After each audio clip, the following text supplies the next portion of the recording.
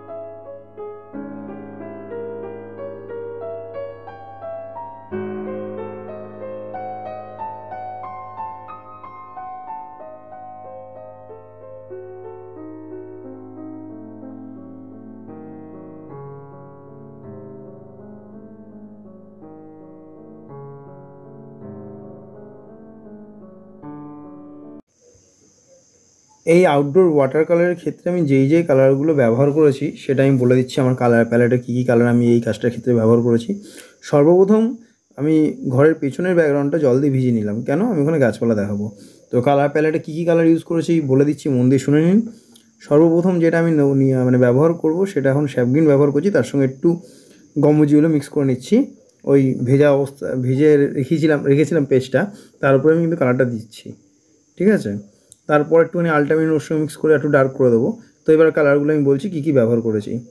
গম্বোজি হলো, crimson lake, vermilion red, sap green, ultramarine blue, cobalt blue আর brown sienna, এই কালারগুলো কিন্তু এই ওয়াটার কালারের ক্ষেত্রে, মানে আউটডোরে ওয়াটার কালারের ক্ষেত্রে আমি এই কালারগুলো ব্যবহার করেছি। এইবার আমি মূল বিষয় একটা আসছি, যেটা আমি বলেছিলাম ভিডিওর সময়, যে আউটডোর আপনারা কেন করবেন, ঠিক না।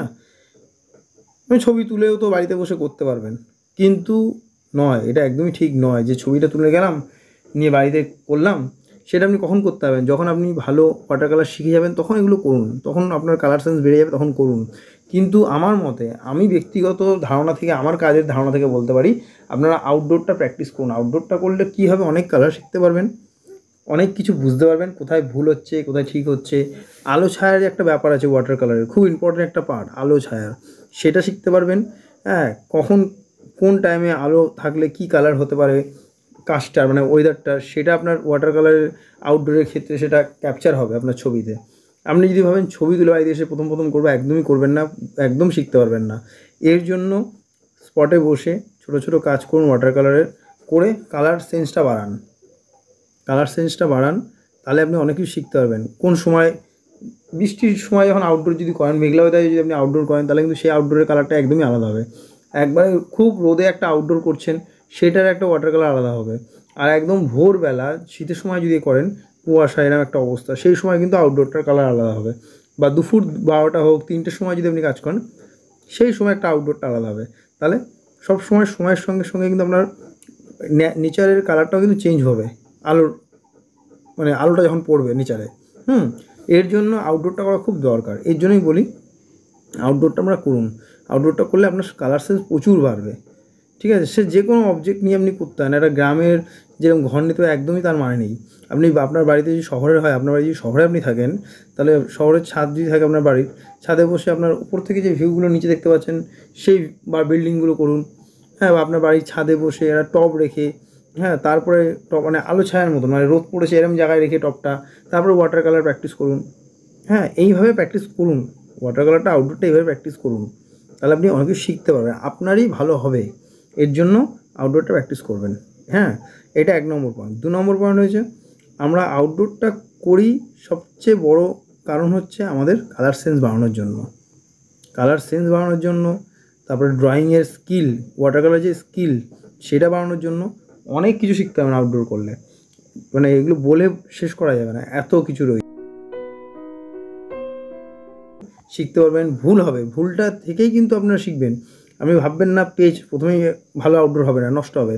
1 দিন 2 দিন 3 মাস 4 মাস একটা সময় গিয়ে আপনি কিন্তু আউটডোরটা শিখতে পারবেন, কিন্তু তার জন্য প্র্যাকটিস করতে হবে। এই জন্য আউটডোরটা করবেন, চেষ্টা করবেন করার, খুব ভালো হবে আপনার কাজের ক্ষেত্রে। ঠিক আছে, আরেকটা কথা বলে দিচ্ছি, আমি যেখানে পেপারটা ব্যবহার করেছি সেটা হচ্ছে বাফকাঠি, সেটা ভালো পেপার। আর আমি রাউন্ড ব্রাশ ইউজ করেছি 12 নম্বর, তার সঙ্গে আপনারা 6 নম্বর রাউন্ড ব্রাশ ইউজ করবেন আপনাদের কাজের ক্ষেত্রে। আমি সরু সরু জায়গাগুলো আমি মোটা ব্রাশ দিয়েই করে নিচ্ছি, তবু আপনাদের অসুবিধা হলে আপনারা 6 নম্বর ব্রাশ ইউজ করতে পারেন। আর যেটা হচ্ছে সবচেয়ে বড় ব্যাপার, ভিডিওটা কিন্তু স্কিপ না করে পুরো দেখুন। অনেক কিছু শেখার জায়গা এখানে আমি রেখেছি। ভিডিওটা পুরো দেখুন, তাহলে অনেক কিছু শিখতে পারবেন।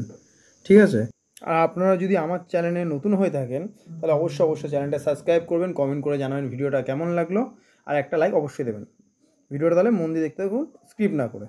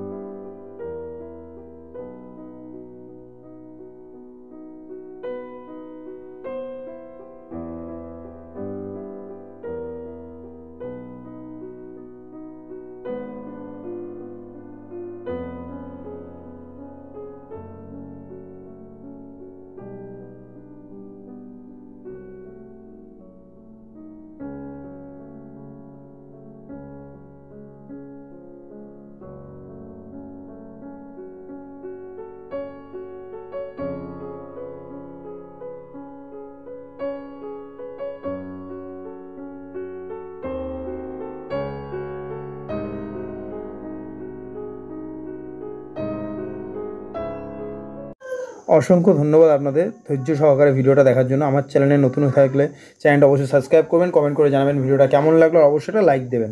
ধন্যবাদ পুরো ভিডিওটা দেখার জন্য।